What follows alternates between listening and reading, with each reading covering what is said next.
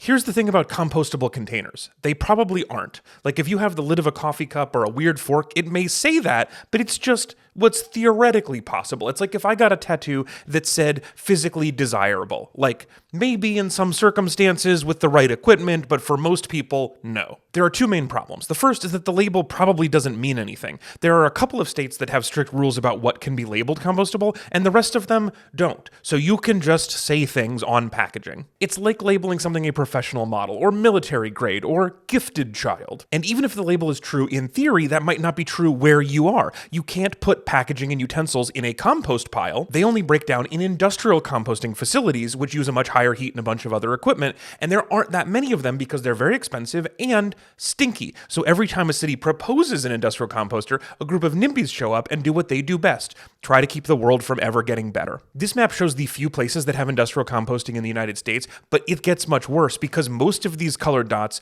don't accept packaging. Only the dark green ones do. So you could go to all the trouble of sorting out your weird forks, putting them in a special bin, getting them on a special truck, driving them all the way to an industrial facility just for somebody to pull them out and throw them in the trash. So I would suggest that all those packages should have a more honest label that says compostable in some very rare circumstances, also you are not physically desirable.